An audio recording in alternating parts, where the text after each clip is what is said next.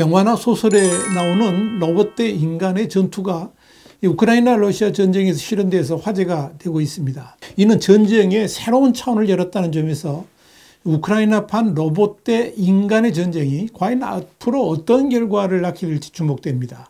와이타임스가 현실로 다가온 SF 속 이 로봇 대 인간의 전투 현장을 소개를 해드리겠습니다. 지금 시작합니다.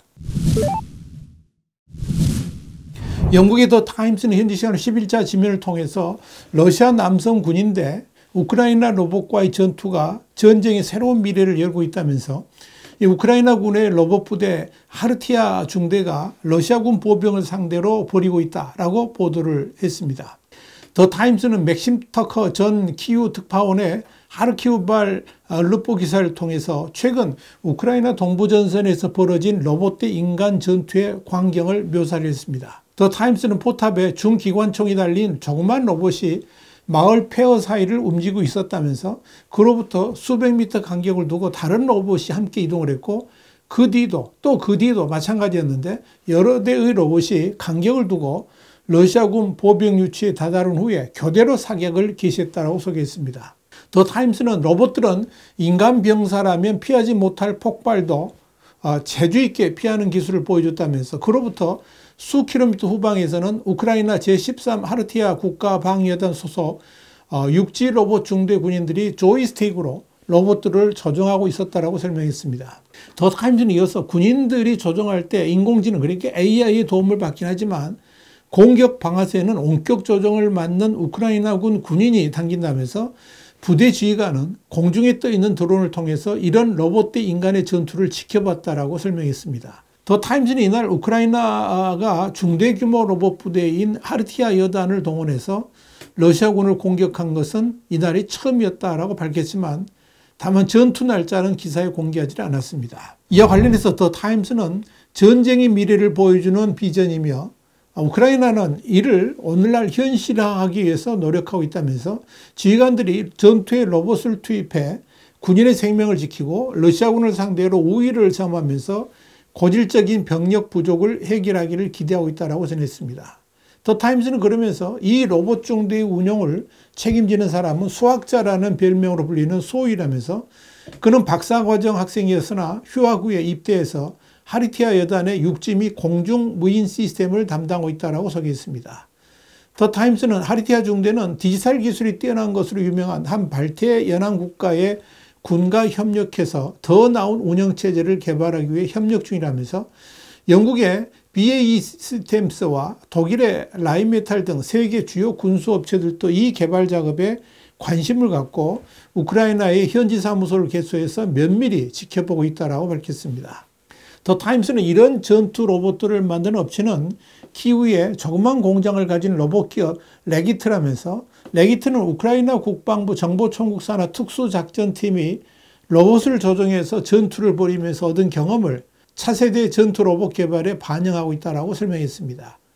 여기에 대해서 레기트의 수석 기술자인 볼로드미르 쿠슈니르는 더 타임스에 어떤 경우는 탱크나 대형 차량이 사격을 가하고 어떤 경우는 도시 전투에서 건물을 파괴하는 데 쓴다면서 지난번에는 전투 로봇이 폭발물을 설치해서 러시아 군인이 30명 있던 건물을 파괴했다고 전했습니다. 레기트가 개발해서 양산하기를 원하는 모델은 다양한데 대전차 유탄 발사기 2대를 포탑에 탑재한 모델도 있습니다. 또 이 포탑 부분과 바퀴가 달린 받침 부분은 분리된 모듈로 설계가 됐습니다. 이 받침 부분이 망가져도 그 자리에서 전투를 계속할 수가 있고 포탑 부분이 망가지면 받침 부분이 후방으로 돌아와서 수리를 받을 수도 있습니다. 더 타임즈는 이어서 이 전투 로봇의 원격 조종에는 간섭 가능성을 줄이기 위해서 전파 주파수를 이용하지 않고 위성 인터넷을 이용한다면서 원격 조종이 끊기더라도 계속 전투가 가능하도록 AI를 탑재할 수 있다고 소개했습니다.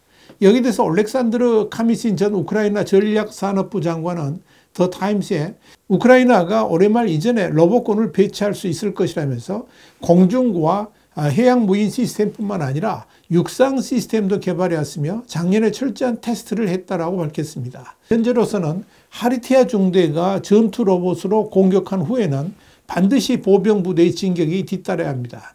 더 타임스는 이들을 통한 전투 장면을 소개하면서 기관총 로봇 한 대가 사격을 계속해서 러시아군이 고개를 계속 숙이고 있도록 하는 와중에 다른 로봇 한 대가 참호에 접근해서 대전차 지뢰 2개를 참호 내에 떨어뜨린 후 폭발이 일어나기 전 후퇴했다면서 그 여단 소속 보병들이 진격을 했으며 러시아 측 참호에 접근하면서 사상자가 발생했다라고 전했습니다. 더 타임즈는 이어서 우크라이나군 보병들이 이날 투입된 전투 로봇 중 이동 불능이 된 2대는 수작업으로 회수해야 했다면서 전투 로봇의 양산이 아직 이루어지지 않아서 가격이 높은 데다가 이 무기가 혹시라도 러시아군의 손에 넘어가게 되면 매우 곤란하기 때문이다. 이렇게 짚었습니다.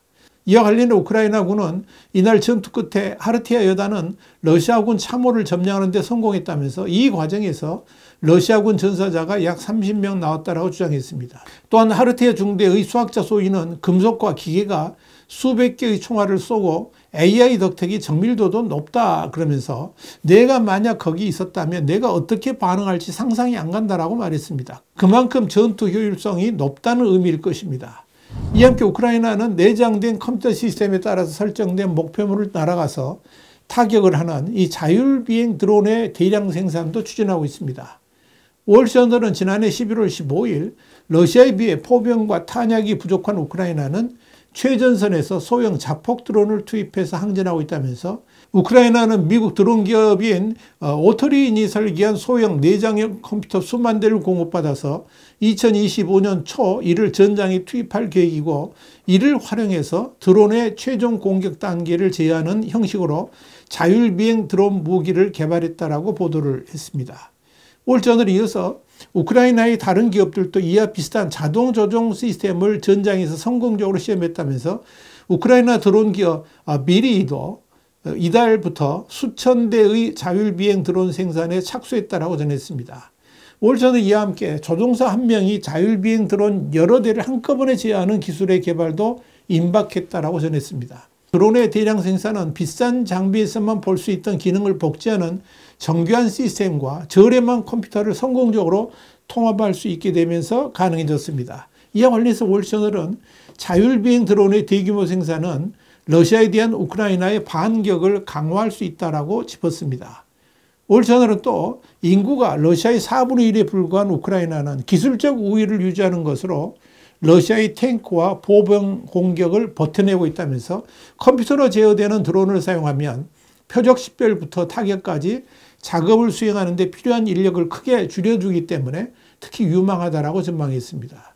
물론 이들 무기들을 본격적으로 전쟁에 투입하고 활용할 경우에 살상 여부를 인간이 아닌 AI가 판단하고 결정한다는 점에서 윤리적 논쟁이 불거질 수도 있지만 이는 실제 전장에서 쓰러지는 전투 요원들을 생각한다면 너무 한가한 발상이라고 할 수 있을 겁니다. 중요한 것은 러시아에 비해서 병력이 절대적으로 부족한 우크라이나 입장에서는 최대의 약점을 극복할 수 있는 최선의 방안이라는 점에서 앞으로의 전투 전개가 주목된다라고 할 수 있을 것입니다.